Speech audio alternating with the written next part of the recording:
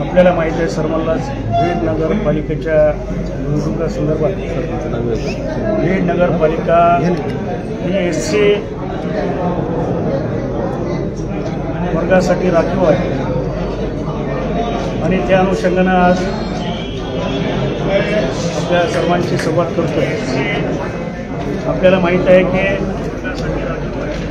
गेल्या 10 तारखेपासून ते 17 तारखेपर्यंत जो काही घडण झालेली आहे त्या संदर्भामध्ये आपल्याशी बोलतोय। सुरुवातीला नगरपालिका ही निवडणूक मला लढवायची नव्हती हे सर्व कार्यकर्त्यांना माहीत आहे, परंतु सर्व कार्यकर्त्यांनी आग्रह केला की हे आपण निवडणूक लढवली पाहिजे आणि राष्ट्रवादीकडून सुद्धा मला विजयसिंह पंडित असतील, आमदार विजयसिंह पंडित यांनी मला फोन केला की आपण ही निवडणूक लढवावी। अजितदादाचा निरोप आहे, पूर्ण ताकदीनिशी आपल्याला ही निवडणूक लढवायची। मी त्यावेळेस स्पष्ट सांगितलं की मला काही ही निवडणूक लढवायची नाही, परंतु काही या 3-4 दिवसामध्ये कन्व्हिन्स करायचा प्रयत्न केला आणि मी माझ्या कार्यकर्त्याची बैठक घेतली। कार्यकर्त्याला मी पहिली सूचना दिली की हे आपण निवडणूक लढवावी, परंतु सर्व कार्यकर्त्यांनी आग्रह केला की आपण ही निवडणूक लढवली पाहिजे। मी त्यांच्या इच्छा खातर निवडणूक लढवण्याचा निर्णय घेतला आणि राष्ट्रवादीच्या नेत्यांना मी निरोप दिला की मी निवडणूक आपणही विनंती केलेली आहे आणि म्हणून निवडणूक लढवण्याचा मी निर्णय घेतला आणि बघितलं की 13 तारीख असेल, 12 तारीख असेल, 14, 15पर्यंत सर्व वर्तमानपत्रामध्ये बातम्या आल्या आणि त्याच्यामध्ये पप्पू कागदेला तिकीट सुटणार आणि एका वृत्तपत्रामध्ये तर स्पष्टपणे सांगितलं की पप्पू कागदेचं तिकीट हे फायनल झालेलं आहे, त्यांना उमेदवारी मिळाली।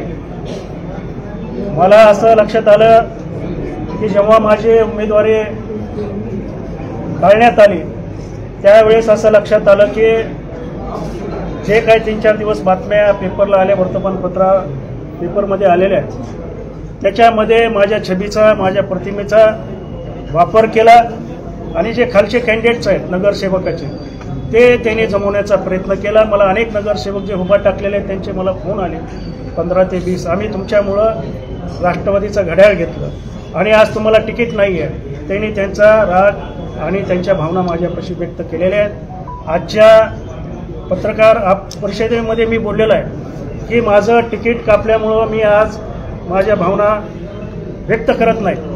ह्या पूर्ण समाजाच्या ज्या भावना आहेत की ज्या पद्धतीनं एक स्वाभिमानी नेतृत्वाला, स्वतंत्र विचाराचा असणाऱ्या कार्यकर्त्याला तुम्ही डावलून एका विशिष्ट ज्याचं की शेख मुजीब नावाचा माणूस आहे त्याच्या पत्नीच्या सासूला,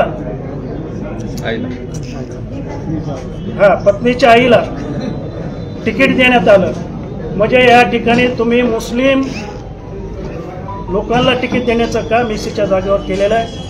जी ही प्रवृत्ती आहे राष्ट्रवादी काँग्रेस पक्षाची आणि तुम्ही खऱ्याखुऱ्या भीमकन्याला तिकीट दिलेलं नाही, तुम्ही मुस्लिम महिलेला तिकीट देण्याचं काम आपल्या माध्यमातून झालेलं आहे। त्याचा निषेध करण्यासाठी आम्ही सर्व दलित संघटनेचे सर्व प्रतिनिधी, पूर्ण समाज या ठिकाणी एकवटलेला आहे आणि मी त्यांच्या वतीनं मी आपल्या भावना व्यक्त करतोय आणि या माध्यमातून आपण बघितलं की माझा एकच त्याला प्रश्न आहे, तुम्ही जर SCच्या कुठल्याही खऱ्या कर्त्याला, भीमकन्याला जर तिकीट दिलं असतं तर त्याचं आम्ही काम केलं असतं, तुम्हाला सहकार्य केलं असतं, परंतु आज आम्ही निर्णय घेतलेला आहे की बीड नगरपालिकेमध्ये राष्ट्रवादीच्या घड्याळाला मतदान करायचं नाही।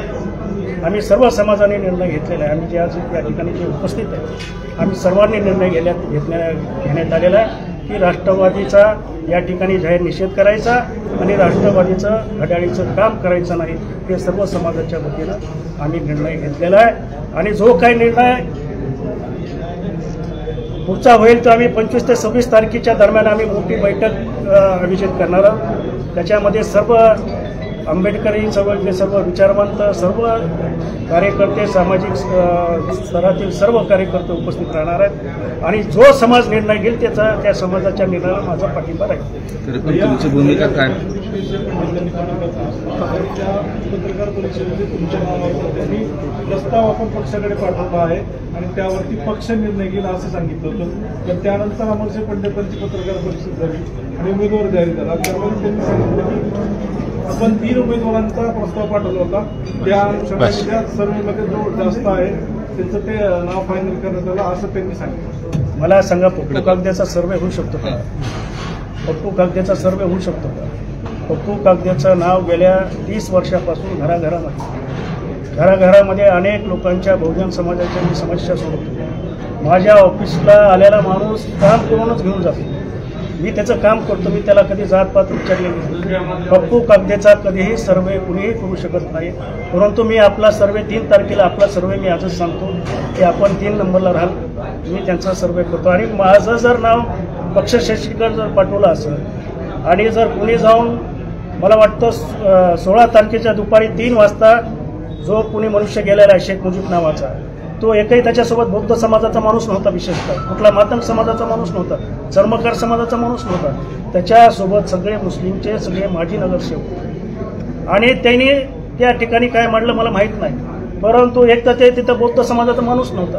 आणि तुम्ही जर दुपारी 3 वाजता भेटून संध्याकाळच्या 7 वाजेपर्यंत 3 तासामध्ये कुणाचा सर्वे होऊ शकतो का?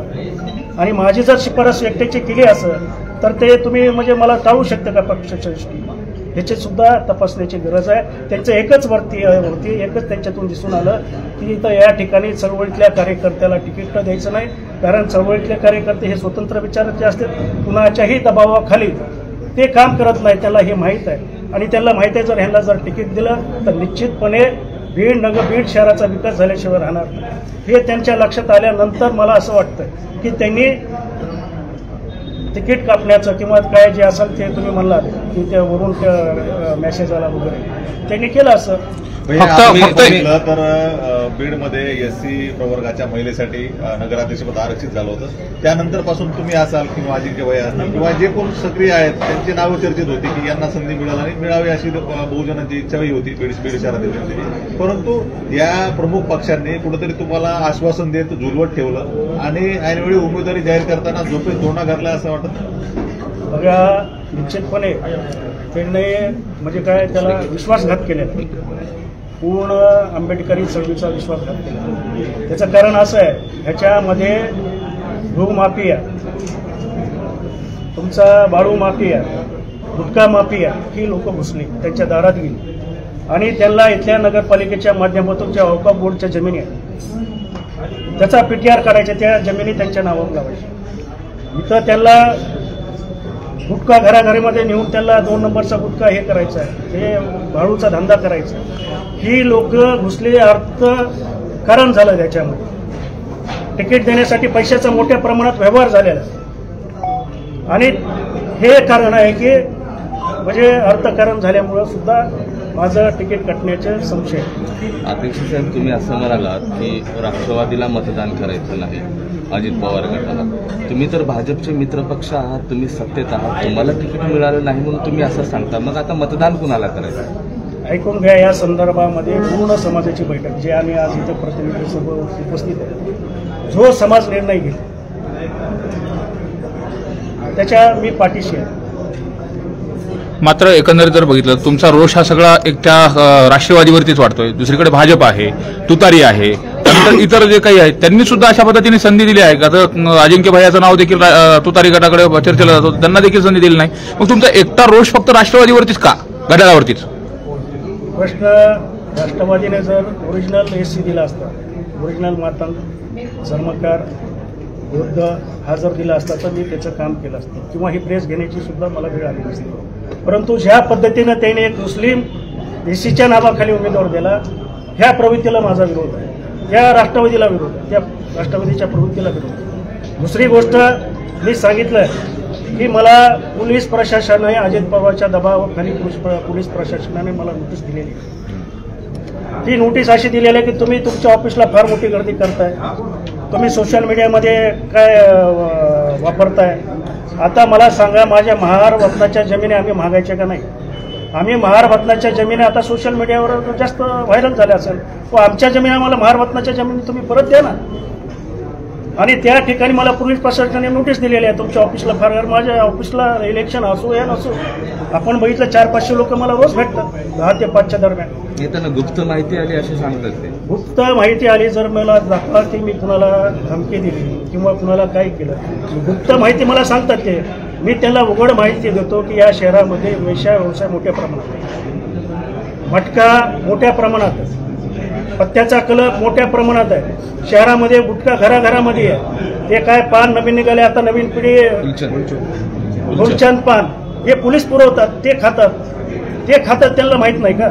हे उघड माहिती आहे, कवक साहेबाला देतो. SP साहेब, माझ्या गुप्त माहितीची तुम्ही अजित पवारांच्या सांगण्यावरून किंवा पंडित साहेबांच्या सांगण्यावरून तुम्ही माझी गुप्त माहिती ठेवू नका. मी असल्या नोटिशीला भीक घालत नाही. मी आंबेडकरी चळवळीमध्ये गेल्या 30 ते 35 वर्षामध्ये पासून मी रोडवरची चळवळ करतो. प्रत्येक आंदोलनामध्ये मी अनेक वेळेस मध्ये जेलमध्ये गेलेलो आहे, म्हणून मी अशा नोटिशीला भीक घालत नाही आहे. रामदास आठवले साहेब असतील. एक मिनिट. मात्र विशेषतः पाहायला गेलं तुमचं नाव शेवटचं दावांना आलेलं आहे. जिल्ह्यामध्ये तुमची भूमिका काय असणार आहे? विशेषतः गेवराला तुमची भूमिका काय? माझी स्पष्ट भूमिका आहे की राष्ट्रवादी काँग्रेसने जी त्याच्या प्रवृत्ती दाखवली आहे त्या माझा विरोध आहे. आणि जिल्हा परिषदची निवडणूक असेल, नगरपालिकेची निवडणूक असेल, पंचायत समितीची निवडणूक असेल, या निवडणुकीमध्ये आंबेडकरी चळवळ त्याला धडा शिकवणार. जिल्ह्यामध्ये गेवराई जिल्ह्यामध्ये अध्यक्ष प्राध्यापक सुकुमार कांबळे असतील, वंचितचे अध्यक्ष बाळासाहेब आंबेडकर असतील आणि रिपाईचे संस्थापक अध्यक्ष रामदास आठवले साहेब असतील. आता हे तिघं एका व्यासपीठावर येऊन कुठंतरी हे चर्चा करतील का? तुम्हाला थोडा विलंब झाला असं वाटत नाही का हे एकीकरण करण्यासाठी? आता पुढचं पाऊल तसं राहील का एकीकरण? निश्चितपणे आंबेडकरी समाजाचे, बहुजन समाजाचे जे नेतृत्व करतात आदरणीय प्रकाशजी आंबेडकर आहेत, आदरणीय रामदासजी आठवले आहेत, शिवकुमार कांबळे आहेत, यांनी या गोष्टीचा विचार केला पाहिजे. ही काही भीडचीच गोष्ट नाही. प्रत्येक ठिकाणी SCच्या कॅन्डिडेटवर दुसरा माणूस लादण्याचा प्रयत्न केला जातो किंवा काय म्हणतात त्याला बुजगवणं, नाही कुठं मिळाला तर एखादा बुजगवणं त्या ठिकाणी देण्याचं काम सर्व पक्षाच्या होत आहे. आणि ह्या गोष्टीचा सर्व नेत्यांनी विचार करावा हे मी ते सर्वांना पत्र नेणार आणि सगळ्यांना विनंती आम्ही करणार. नगरपालिकेच्या माध्यमातून जिल्हा परिषदसाठी हा इशारा असेल तुमचा की चळवळ अशी सुरू आहे? जिल्हा परिषद अध्यक्ष अनुसूचित जाती आम्ही पूर्णपणे जिल्हा परिषदच्या निवडणुकीनुसार आम्ही सर्व एक समाज म्हणून समाजाची जी भूमिका असेल ती आम्ही भूमिका मांडणार. काही वेगळं नाव देत आहे तुमच्या आघाडीला? नाही, कसं आहे आता राजकारणामध्ये सगळ्याला सोबत घेऊन आपल्याला करावं लागतं. व्यापक जर आघाडी होत असेल तर तेही आम्ही करायला तयार आहेत, परंतु सर्व जाती धर्माच्या लोकांना सोबत करावं. आपण जर पाहिलं तर स्वतः विजयसाहेब पंडित तुमच्या ऑफिसला आले होते आणि त्यानंतर ही सगळी चर्चा सुरू झाली होती. नाव सुद्धा तुमचं शिफारशीमध्ये होतं. मग अचानक असं काय घडलं की तुमचं नाव मागे पडलं आणि दुसरा उमेदवार समोर आला? कोण याला सगळं? मी पहिलं कारण सांगितलं ते शेख मुजीबचं. दुसरं कारण आहे की अर्थकारण. माझ्या उमेदवारीमध्ये मोठं अर्थकारण झालेलं आहे. हे लोक मी तुम्हाला सांगितलं, भूमाफिया, वाळू माफिया, मटका माफिया यांनी मोठ्या प्रमाणात अर्थकारण केलेलं आहे आणि त्या अर्थकारणामुळं माझं करण्याचं काम ह्या अर्थकारणामुळं झालेलं आहे. तुमचं नाव वापरून कुठंतरी 52 ठिकाणी उमेदवार त्यांनी दिले असं म्हणायचं तुम्हाला? हो, मी म्हणलं माझ्या प्रतिमेचा, माझ्या छबीचा त्यांनी वापर केला पेपरच्या माध्यमातून आणि खालचे सर्व 52 लोक आज मला त्यांचे फोन येतात आणि ते लोक जे उभा टाकतात माझ्यामध्ये ते अक्षरशः ढसाढसा रडत आहेत. ते आम्ही भाऊ तुमच्यामुळं आम्ही इकडं गेलो, नाही तर आम्हाला जायची गरज नाही. मात्र एकंदरीत जर बघितलं तर सत्तेच्या राजकारणामध्ये भाजप हा मोठा पक्ष आहे आणि राज्याच्या राजकारणामध्ये सक्रिय आहे. तुम्ही देखील घटक पक्ष म्हणून काम करताय. तुम्ही या अगोदर तशी भाजपला उमेदवारी मागितली होती का किंवा इतर कुठल्या पक्षाच्या संदर्भामध्ये? मला उमेदवारी मागितली नाही. मी कुणाच्या दारामध्ये गेलो नाही. मलाच त्यांनी विनंती केली, वारंवार विनंती केली, एकदा नाही विनंती वारंवार केली. मला किमान 8-10 दिवस कन्व्हिन्स करायला लागले आणि म्हणून मी कुणाला तिकीट मागण्याच्या गेलो नाही. मी कुणाच्या दारात गेलो, मी ऑफिसला जे कोणी आलं माझ्या ऑफिसला आलं, आपण सर्वांनी बघितलं. मात्र एकंदरीत जर बघितलं तर आगामी ज्या विधानसभा निवडणुका होणार आहेत, आता केजचं जे एससीचं आरक्षण आहे ते उठल्यानंतर आता बीड किंवा गेवराईला पडू शकतं अशा पद्धतीचा अंदाज आहे. त्या अनुषंगाने नाकापेक्षा मोती जड नाही झाला पाहिजे, या भूमिकेतून हे सगळं केलं गेलंय का, किंवा कंट्रोल परत आपल्या हातात असलं पाहिजे? बरोबर आहे आपण जे म्हणतायत की खऱ्या अर्थानं जो आंबेडकरी चळवळीचा जो कार्यकर्ता असतो तो स्वतंत्र विचाराचा असतो, तो स्वाभिमानी असतो. आणि अशा कार्यकर्त्याला जर आपण थोडंसं संधी दिली तर त्याला माहीत आहे संधीचं ते सोनं केल्याशिवाय राहणार नाही. घराघरामध्ये जाऊन त्यांनी समस्या सोडण्याचा अगोदरच प्रयत्न काही नसताना केला. आमच्याकडे 30 वर्ष कुठलीही सत्ता नाही, तरीसुद्धा हे बहुजन समाजाची लोक कामं करतात. त्यांची लोकप्रियता हे वाढत चाललेल्या मोठ्या प्रमाणामध्ये लोकप्रियता आहे, ह्याचा ते विचार करतात. आणि उद्या आपल्यासुद्धा खुर्चीला धोका होऊ शकतो, ही त्यांची भूमिका असावी. अजिंक्य चांदणे, तुम्ही शरद पवाराचे खरं तर मित्रपक्ष म्हणून आहात. तुम्हाला तिकीट फायनल झालं होतं, मात्र तुम्हाला ह्या ऐन वेळेला बाजूला काढण्यात आलं.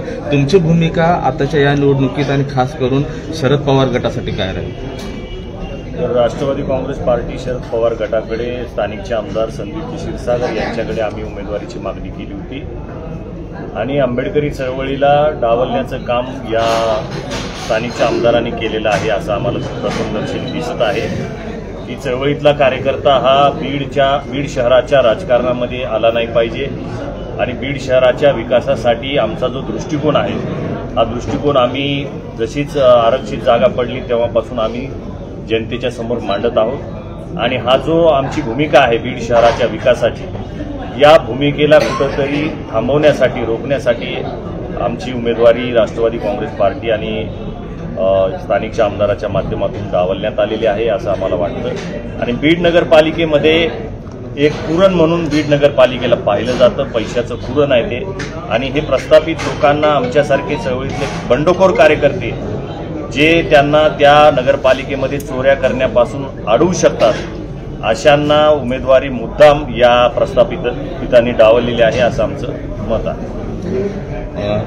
अजय सरवडे, तुम्ही वंचितकडनं देखील तुम्ही उमेदवार घोषित केलेला आहे. कागदे साहेबांच्या नेतृत्वात आता तुमची काय भूमिका आहे?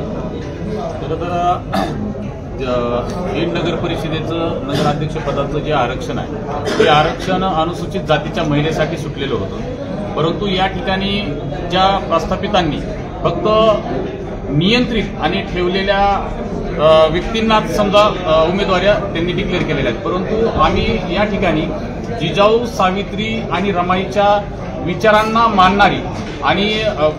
मानणाऱ्या उमेदवारी आम्ही आज काल जाहीर केली आहे. पुढची भूमिका कागदे साहेब कधी जाहीर करणार आहेत, कुठल्या वारी, किती दिवसानंतर? आणि जे प्रमुख पक्ष आहेत त्यांना काय इशारा असेल ज्यांनी अशा पद्धतीनं चळवळीतल्या कार्यकर्त्यांना टाळलेलं आहे, विशेषतः त्यांच्या हाताखालचं मांजर होईल अशा पद्धतीच्या व्यक्तींना देखील तिकीट दिलेले आहेत. त्यामुळे एकंदरीत आंबेडकरी चळवळी असतील यांची भूमिका काय असणार आहे आणि या निवडणुकीत कसा त्यांना परिणाम दिसेल? बघा, आम्ही सर्व समाज म्हणतो, समाजातील विचारवंत असतील, सर्व डॉक्टर्स, प्राध्यापक आणि सर्व समाज 25 किंवा 26 तारखेला एक व्यापक बैठक घेणार आहोत आणि त्यामध्ये आम्ही सर्वजण मिळून जो निर्णय समाज म्हणून जे घेतील त्या निर्णयाला आमचा पाठिंबा राहील.